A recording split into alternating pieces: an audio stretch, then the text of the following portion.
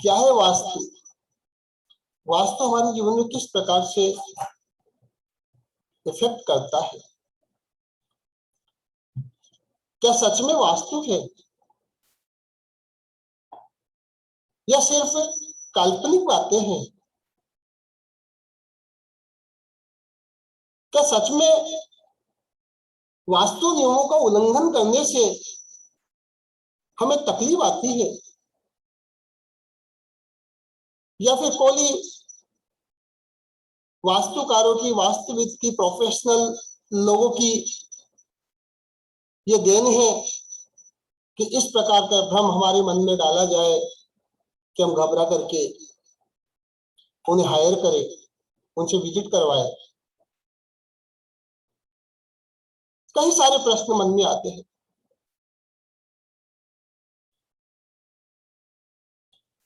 लेकिन वाकई में ये वैज्ञानिक तथ्य है। वास्तु नया नहीं है, ये प्राचीन काल से ही शिल्प शास्त्र के नाम से जाना जाता है। शिल्प शास्त्र के तमाम नियम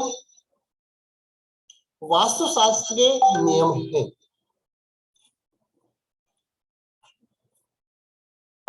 सही वस्तु स्थिति को पंच आधारभूत तत्वों के हिसाब से सेट कर देना, या जो पंच आधारभूत तत्व हैं उनका प्रकृति के नियमों के अनुसार उन्हें व्यवस्थित करना ही वास्तु है। चाहे हम इसे वास्तु कहें या इसे हम शिल्प शास्त्र कहें, अलग बात नहीं है, बात एक ही है।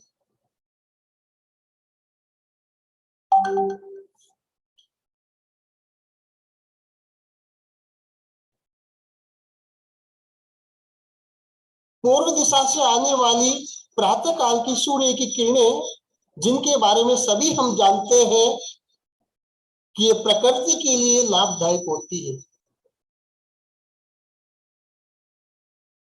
अगर सूर्य की किरणें नहीं मिलती है, सूर्य का प्रकाश नहीं मिलता है किसी स्थान पर, तो उस स्थान पर सब मूर्छन जीव पैदा होने लग जाते हैं, जीवों की उत्पत्ति होने लग जाती है। उसी प्रकार से अगर प्राणियों को सूर्य का प्रकाश नहीं मिलता है तो निर्बल होने लग जाते हैं। यानी कि सूर्य का प्रकाश हमारा शरीर के पोषण के लिए बहुत आवश्यक है।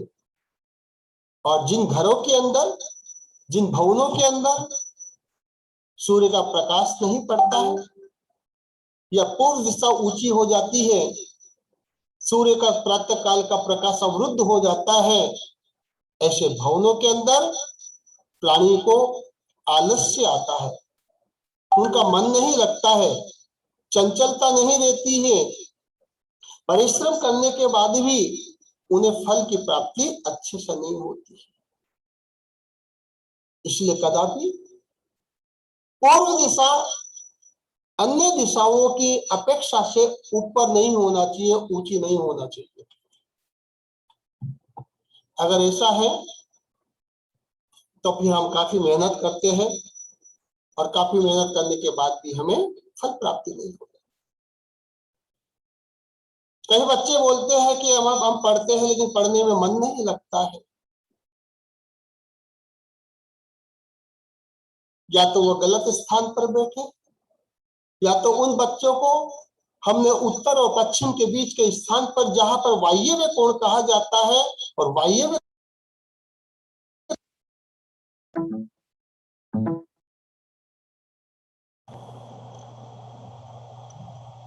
तो या तो हमने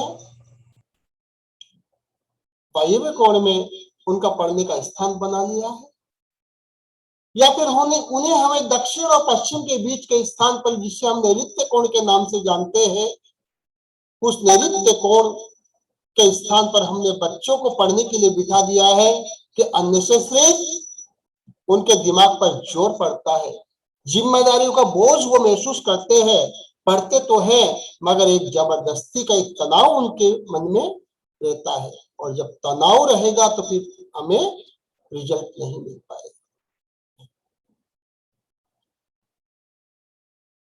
इस प्रकार से बहुत सारी चीजें होती है। हम व्यापार के कहें कि व्यापार के लिए अगर हम ऐसे स्थान पर बैठ करके व्यापार कर रहे हैं कि हमारे स्थान के ऊपर से किसी प्रकार का बीम आ रहा है, तो बैठने वाले का मन भारी रहेगा, उसका मन नहीं लगेगा। या तो वह दिन भर बैठा बैठा मोबाइल चलाएगा, टीवी देखेगा और आलस्य से भरा रहेगा। और जब वो मोबाइल चलाएगा, टीवी देखेगा, आलस्य से भरा रहेगा, तो फिर हम सोचे कि व्यापार पर उसका असर किस प्रकार से पड़ेगा। डायरेक्टली व्यापार पर असर नहीं पड़ता है, लेकिन उसकी मनोस्थिति के ऊपर असर पड़ता है, और उसकी मनोस्थिति आलस्यमय हो जाती है, जिसके कारण से व्यापार उसका मंदा होने लगता है, क्योंकि उसका फोकस व्यापार के ऊपर नहीं रहता है।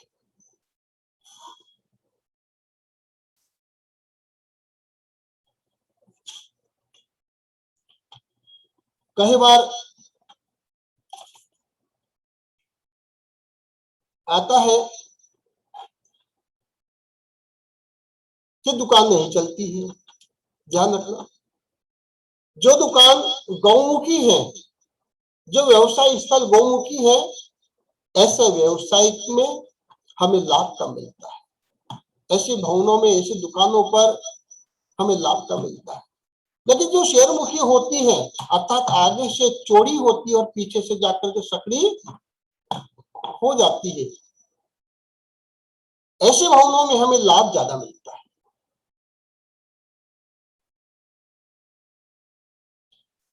मकानों की बात करते हैं, भवनों की रहने की बात करते हैं, तो ऐसे मकानों में भूल कर भी निवास नहीं करना चाहिए जिसकी भुजा आगे की तो ज्यादा हो और पीछे की कम हो।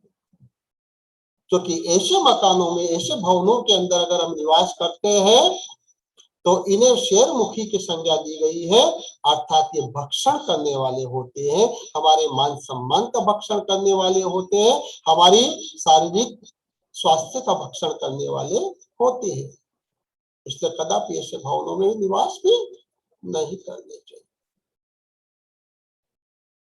जैसे मैंने पहले भी बताया था, कई बार बता चुका हूं कि वास्तु अब यहां सिर्फ निर्माण तक ही सीमित नहीं रह गया है। वास्तु 4 भागों में विभाजित है, इसके 4 आयाम हैं, इसकी 4 इकाइयां हैं। कौन कौन सी है? सबसे पहले तो प्राण ऊर्जा है। प्राण ऊर्जा, जिस स्थान पर हम भवन बनाने जा रहे हैं, रहने जा रहे हैं, उस जगह की भूमि की एनर्जी, अर्थात वो भूमि और उसके आसपास का एनवायरमेंट, उसके आसपास का माहौल कैसा है, सकारात्मक है कि नकारात्मक है, सबसे पहले यह देखा जाता है। इसे कहते हैं प्राण ऊर्जा। उसके बाद में निर्माण, पहला तो भूमि का चयन आ गया, इसकी ऊर्जा काम करती है। दूसरा आ गया निर्माण। अब हमने निर्माण सिर्फ शास्त्र के अनुरूप कराया है या नहीं कराया है। अगर सिर्फ शास्त्र के अनुरूप कराया है तो मैं उसकी सकारात्मक ऊर्जा प्रदान करेंगी, उसका सकारात्मक ऊर्जा हमें लाभ देगी। लेकिन अगर वही निर्माण सिर्फ शास्त्र के नियमों के विरुद्ध कराया है तो उसका नकारात्मक परिणाम हमें प्राप्त होगा। यह दूसरी इकाई होती है निर्माण। वास्तुशास्त्र की तीसरी इकाई कौन सी होती है? तीसरी इकाई होती है समय। हम कौन सा कार्य किस समय पर करते हैं, यानी मुहूर्त। जैसे हमने भवन बनाने के लिए गड्ढा खोदा, नींव के लिए गड्ढा खोदा, अब गड्ढे का नक्षत्र कौन सा लिया, मुहूर्त कौन सा लिया हमने? अगर हमने गड्ढा खोदते समय ऊर्ध्वमुखी नक्षत्र ले लिया तो हमें बहुत बाधाएं आई। इसलिए गड्ढा खोदते समय, पानी का बोरिंग कराते समय, कुआं खोदते समय हमें अधोमुखी नक्षत्र का चयन करना होता है। ये जो ज्योतिष के जानकार होते हैं वही मुहूर्त अच्छे से दे सकते हैं, क्योंकि ये ज्योतिष का विषय है। प्रतिष्ठा का विषय अलग होता है, विधान का विषय अलग होता है और ज्योतिष का विषय अलग होता है। हम अक्सर क्या कर लेते हैं, अक्सर हम मुहूर्त भी जिस पंडित जी से हम पूजा करवाने के लिए बुला देते हैं उनसे बोलते हैं आप मुहूर्त दे दो। तो इतनी जानकारी नहीं होती है सबके पास में। एक ज्योतिष का विषय है, गहरा विषय है। वह सिर्फ मोटा मोटा देख करके अमृत सिद्धि योग है, सर्वार्थ सिद्धि योग है और ये इस दिन कल्याणकारी है, उस दिन ये आ रहा है और दे देते हैं। वहां पर हमें नुकसान उठाना पड़ता है। और अगर जिस दिन हम शिलान्यास कर रहे हैं, पहले नींव का पत्थर रख रहे हैं, अगर उस दिन हमने अधोमुखी नक्षत्र को ले लिया तो जो काम आपका 2 महीने में होना है वो 2 साल तक भी अटका पड़ा रहेगा। फिर हम कहेंगे बहुत बाधाएं आ रही है, पता नहीं मकान का काम पूरा ही नहीं हो रहा है, क्योंकि नीचे जाने वाले नक्षत्र में हमने शिला रखी है तो प्रेशर तो नीचे का बन रहा है, नीचे की ओर ले जाने का प्रेशर बन रहा है, ऊपर कैसे जाएगा। अगर ऊर्ध्वमुखी नक्षत्र के अंदर अगर हमने शिला रखी है तो बहुत फास्ट हमारा काम होगा। और उसमें भी देखना यह होता है कि हमेशा एक ही कोण नहीं रहता है, हर 3 महीने के अंदर दिशा चेंज हो जाती है खात की, अर्थात शिलान्यास करने का जो कोण होता है हर 3 महीने में दिशा चेंज हो जाती है, क्योंकि सूर्य हर 3 महीने में राशि परिवर्तित, हर 1 महीने में सूर्य राशि परिवर्तित करता है और 3-3 महीने तक एक ही कोण में शिलान्यास का विधान बताया गया है, क्योंकि सूर्य की राशि के अनुसार ही दिशा का चयन होता है।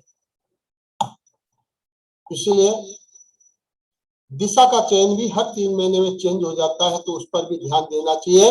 कहीं नागमुख पर तो हमने गड्ढा नहीं खोद दिया, कहीं नागमुख पर तो हमने शिलान्यास नहीं कर दिया, कहीं नाभि के ऊपर तो शिलान्यास नहीं कर दिया। अगर ऐसा होता है तो उस मकान में कदापि सुख समृद्धि नहीं हो सकती है। ऐसे भवन के अंदर निवास करते ही कठिनाइयां पे कठिनाइयां आने लग जाती है, स्वास्थ्य की हानि होने लग जाती है, आपत्तियां विपत्तियां आने लग जाती है। इसलिए बहुत सोच समझ करके शिव शास्त्र के अनुसार ही हमें भवन का निर्माण करना है। इसके बाद में चौथी इकाई कौन सी आती है? चौथी इकाई आती है रहने वाले लोग, अर्थात निवास करने वाले जातक, उनके विचार, उनके आचार विचार, उनकी जीवन शैली कैसी है। पूर्ण रूप से वास्तु के अनुसार बनाए हुए मकान में भी विधि पूर्वक प्रवेश करने के बाद भी अगर उस भवन में रहने वाले जातकों के आचार विचार अच्छे नहीं है, उस भवन में रहने वाले जातकों की अगर जीवन शैली अच्छी नहीं है, तो धीरे धीरे उस भवन के अंदर भी नेगेटिव एनर्जी स्टोर होने लग जाएगी, जो सभी को दुख देने वाली होगी, कष्ट देने वाली होगी, असफलता की ओर ले जाने वाली होगी। इसलिए घर के अंदर रहने वाले लोगों को चाहिए कि बड़े प्रसन्न होकर के रहे, दुखित मन से कदापि न रहे।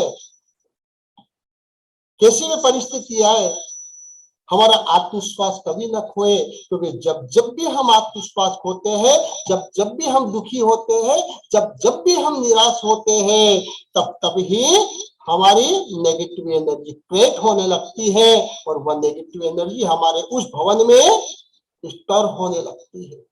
इसलिए हमें नेगेटिव एनर्जी से बचना है। आजकल तो उपकरण भी आने लग गए कि एनर्जी फटाफट पता चल जाती है। हम उपकरण पहले तो ऐसे ही देख लेते थे, जाके कदम रखते से पता चल जाता था, क्योंकि आज हमें तो मान लो कि 18-20 साल हो गए करते करते। तो पहले कौन से उपकरण थे 20 साल पहले? उस समय भी पता चलता ही था कि धरती पर पैर रखते कि ये भूमि कैसी है या भवन कैसा है, यहाँ पर नेगेटिव एनर्जी है कि पॉजिटिव एनर्जी है। आज ठीक है, संसाधन हो गए तो ऐसी मशीन आ गई तो उनका उपयोग भी करने लग गए कि वक्त के साथ बदलना भी पड़ता है।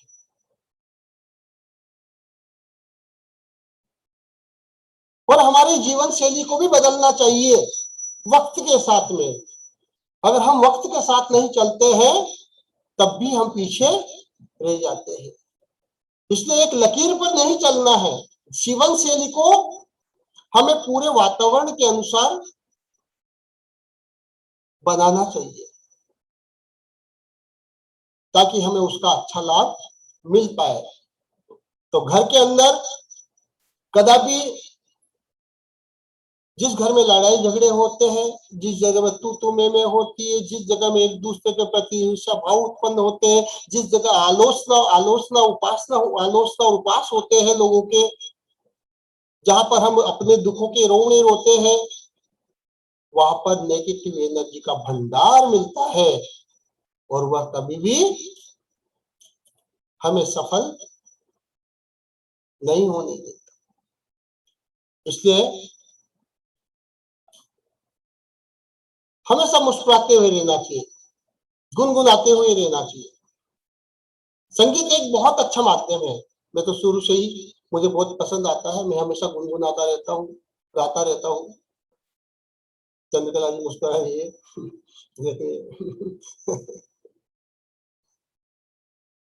और शायद इसीलिए मैं खुश भी रहता हूँ, इसलिए मैं खुश भी रहता हूँ।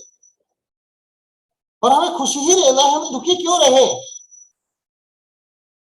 ये खुश कब रहेंगे जब अंदर प्रसन्नता रहे। देखिए, मैं अब आपके प्रश्न लूंगा और प्रश्न लेने से पहले, जैसे मैंने संगीत की बात छेड़ी दी, अभी कल ही एक रिकॉर्ड करके डाला था एक गाना, आपने सुना भी होगा कई लोगों ने, कोई बात नहीं है, मैं उसे अभी आपके सामने लाइव भी गाता हूँ। सिर्फ एक अंतरा गाऊंगा उसका लाइव और आप सुनेगा।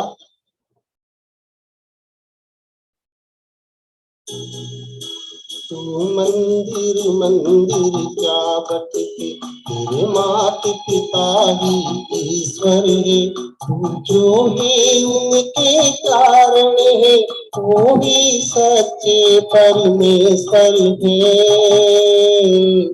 तू मंदिर मंदिर क्या बटती, तेरे मात पिता ही ईश्वर है, तू जो है उनके कारण है, कोई सच्चे परमेश्वर है। तू मंदिर मंदिर क्या भटके।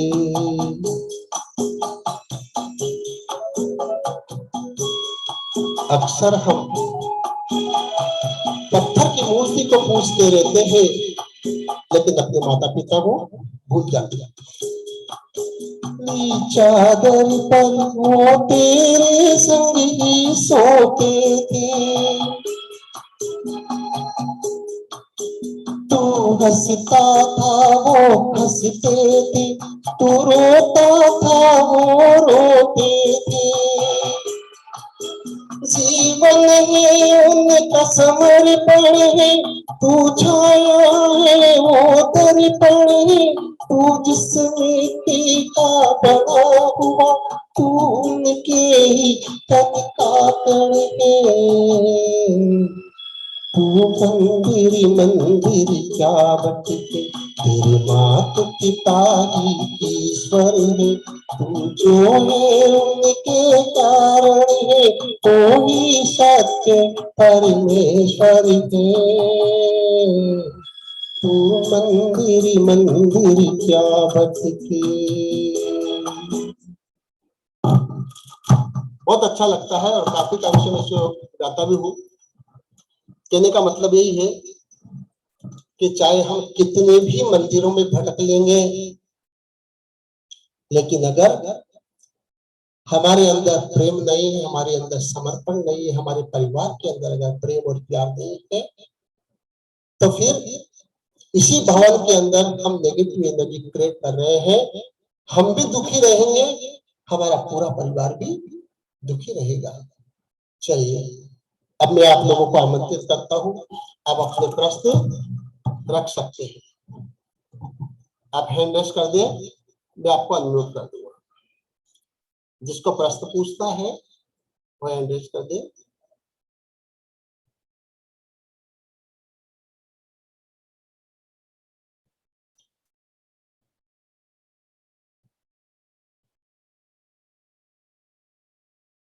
किसी को हैंड रेस करना नहीं आए तो वो मैसेज कर दे।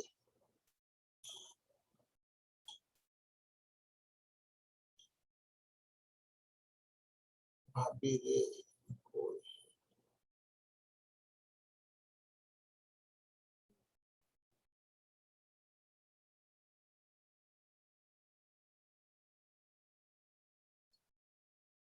ये भाभी रे के नाम से आपको मैसेज आया है। ठीक है, मैंने आपका अनम्यूट के लिए रिक्वेस्ट डाली है, यहाँ से आप एक्सेप्ट कर लीजिएगा, अनम्यूट कर लीजिएगा अपने आप को। यहाँ से रिक्वेस्ट मिल गई, आपको मैसेज मिला होगा एक पॉपअप, आपने मैसेज डाला है, कुछ पूछना चाहते हो तो जी। हाँ सर, घर की आप अगर पहले आपका वीडियो ऑन कीजिएगा सर, क्योंकि स्पॉटलाइट नहीं दे पाऊंगा यहाँ से। आपका वीडियो ऑन कर लीजिएगा। जी जी सर। हाँ, मेरे घर का जो प्लॉट है, मतलब जगह जो है, जी सर। वो नॉर्थ की तरफ एंट्री करके आना पड़ता है। जी। और उसमें मैंने ईस्ट, मतलब मुखी मैंने घर बना हुआ है। पूर्व की तरफ मतलब पूर्व मुखी घर बना हुआ है। पूर्व तो मुखी उस बना हुआ है। ठीक है। हाँ, तो ठीक आजू बाजू से मैंने वेंटिलेशन के लिए जगह भी छोड़ी है, और है। खिड़की भी बड़ी है, आप देख पाते हैं, देख सकेंगे, खिड़की भी ऐसे बड़े बड़े निकाले हैं। जी जी। तो इसमें अभी एनर्जी चेक करना है, या घर के अंदर कोई ऐसे प्लांट लगाना है जिसमें सकारात्मक एनर्जी घर में बन सके। आपका और परिचय, आप कहाँ से है, पहले आपका परिचय देंगे आप? सांगली से हूं मैं। सांगली, महाराष्ट्र। हाँ, जी जी जी। देखिए, तो अभी वैसे तो आपने पूर्व मुखी है, और आपने वेंटिलेशन के लिए आपने पूर्व उत्तर में खाली स्थान छोड़ा हुआ है। ये अपने आप में बहुत अच्छा है, क्योंकि इससे आपको सुबह से लेकर शाम तक आपको सकारात्मक ऊर्जा का प्राप्त होती है। अब अपने को समस्या क्या आ रही है? समस्या सर, मतलब समस्या अभी तक तो ऐसी कोई दिक्कत आई नहीं है, हम्म। लेकिन इसमें वास्तु में और अच्छा करने के लिए मुझे और इसके अंदर कुछ करना रहेगा, चेंजेस वगैरह। अच्छा, देखिए, क्योंकि आपने जिस हिसाब से मुझे बताया है कि आपकी एंट्री किस तरह से है और आपका फैशन कौन सा है, तो वह मकान आपको बहुत सुख फल दे रहा है। फिर भी हम चाहते हैं कि इसमें और सकारात्मक ऊर्जा का प्रवाह हो। इसके लिए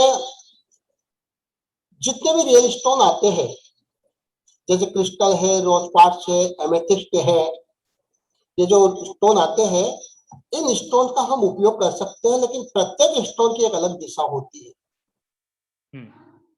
क्योंकि सारे स्टोन की, कोई भी हम झूमर लगाते हैं या कोई भी पेंडुलम लगाते हैं या हम कोई पिरामिड लगाते हैं स्टोन का, तो सारे स्टोन का पिरामिड कहीं ऐसे नहीं लगता है, क्योंकि इनकी अलग अलग दिशा निश्चित होनी है। तो हम जब भी अगर हम इस तरह का पिरामिड वगैरह लगाए या ऐसे कुछ ऐसे बॉल्स वगैरह लगाए, तो हम उसकी दिशा का चयन कर ले कि कौन से कलर का हम स्टोन ला रहे हैं, या कौन से कलर का झूमर है, कौन से कलर का पेंडुलम है, या कौन से कलर का हम पिरामिड ला रहे हैं, तो उसको उसी हिसाब से हमें लगाना चाहिए। बट कोपर के जो पिरामिड होते हैं, वो कोपर के पिरामिड आप पश्चिम दिशा की तरफ कहीं पर भी लगा सकते हैं। जी। और घर में मेरे लेकिन सनलाइट डायरेक्टली कोई भी नहीं आता, सिर्फ शाम का ही आता है, सुबह का नहीं आता, क्योंकि मेरे पूरब की तरफ एक मकान 2 मंजिली बना हुआ है। 2 मंजिले बना हुआ है, किसी को और का हाँ बना हुआ है, तो आपका डायरेक्टली नहीं आता है। हाँ, डायरेक्टली नहीं आता, लेकिन मैंने क्या आगे जो भी मतलब छत बनाया हुआ है वो पूरा मतलब ट्रांसपेरेंट, नीचे लाइट आता है, समझ गया। लेकिन सूर्य किरणें नहीं आती उसमें। देखिए, या तो हालांकि अब अगर सूर्य की किरणें नहीं आ रही तो उसका प्रभाव तो नेगेटिव आएगा थोड़ा सा, तो या तो आप दिन के समय पर पूरे डिटेल में बात कर ले, आपका मैप भेज करके कि कहाँ पर क्या चीज हो सकती है, तो उसका डायरेक्शन के हिसाब से हम आपको बता सकते हैं। आपके ये पीछे जो नंबर दिया है इसके हाँ, ऊपर इस व्हाट्सएप है। हाँ ओके, इस पे मैं फिर मेरा घर का वीडियो बना। बिल्कुल बिल्कुल बिल्कुल, आप एक बार कॉल करके बात कर लीजिएगा कल दिन में। इसके बाद में आपका मनोज जी का हैंडस हो रहा है, और इसके पहले के आपको बोलो। यहाँ पर मनोज जी का हैंडस है। मनोज जी, आप वीडियो ऑन कर लीजिएगा अपना।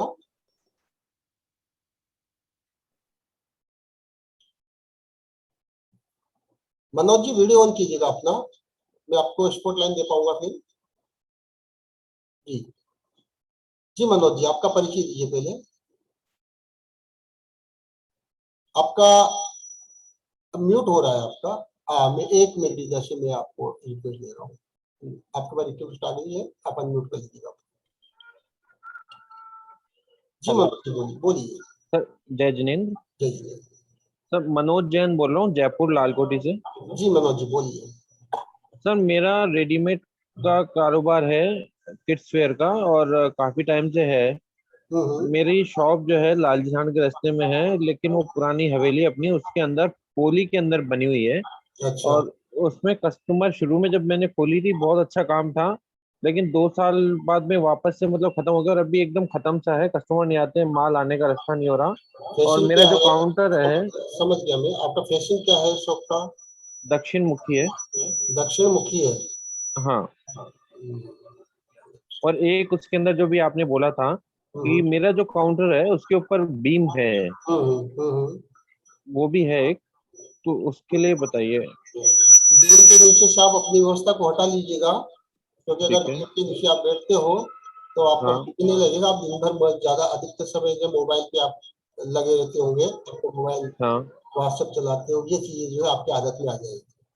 तो हाँ हाँ बीम बीम के नीचे से बैठना बंद कर दीजिए। अगर आप अगर जयपुर में हैं तो आप जयपुर हाँ। में संपर्क भी कर सकते हैं। प्रतापनगर में रहता हूँ मैं, ठीक है। आप संपर्क भी कर सकते हैं। पीछे मेरा नंबर लिखा हुआ है, अगर जुड़े हुए होंगे तो नंबर होगा आपके पास में।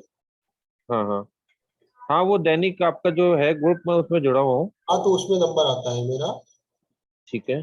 तो सर, आपसे मिलने का टाइमिंग क्या है और कैसे? एक बार कॉल करके आ जाइएगा आप, दिन के समय में ठीक है। कभी भी कॉल करके आ जाइएगा आप, है ना। ठीक है। फिलहाल बीम के नीचे मैं नहीं बैठता, काउंटर का जो हाँ, आदत से जो कैश काउंटर है वो रहता वो है, भी तो उसका कोई उपाय? वो भी नहीं आना चाहिए। उपाय तो वहां देखने के बाद पता चलेगा क्या हो सकता है। फिलहाल तो ये है अच्छा कि नहीं अच्छा। बैठना चाहिए आपको वहां पर। काउंटर भी नहीं ठीक है। होना चाहिए। उसकी स्थिति को ठीक चेंज करें और सिर्फ साक्ष्य के नियमों के अनुसार चेंज करें। ठीक है, तो मैं आपको कॉल कर लूँगा। बिल्कुल बिल्कुल। इसके बाद कोई, ठीक है। इसके बाद किसी का प्रश्न है?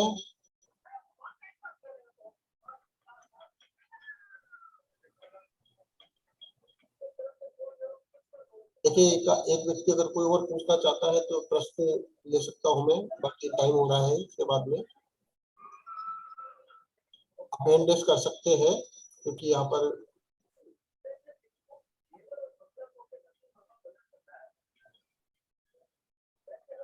देखिए, जैसे मैंने अभी आपको बताया कि बीम के नीचे अगर हम बैठते हैं तो हमारा मन नहीं लगेगा,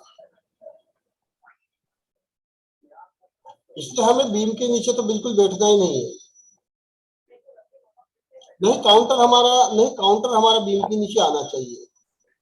अगर काउंटर भी हमारा बीम के नीचे आता है वो भी सही नहीं है। तो मैं मानता हूँ आज काफी सारी चीजें मैंने आपको वास्तु के संबंध में बताई है, फॉलो करेंगे।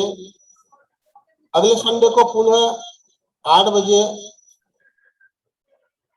इसी वास्तु शंका समाधान के कार्यक्रम में हम मिलेंगे। किसी को भी अगर व्यक्तिगत कोई जानकारी लेनी है तो पीछे नंबर है। वैसे तो सभी लोग जुड़े हुए हैं, सभी लोगों के पास नंबर होंगे हमारे, फिर भी पीछे नंबर है, अगर किसी के पास नहीं हो तो वो नोट कर सकते हैं। तो कल तक के लिए जय हिंद।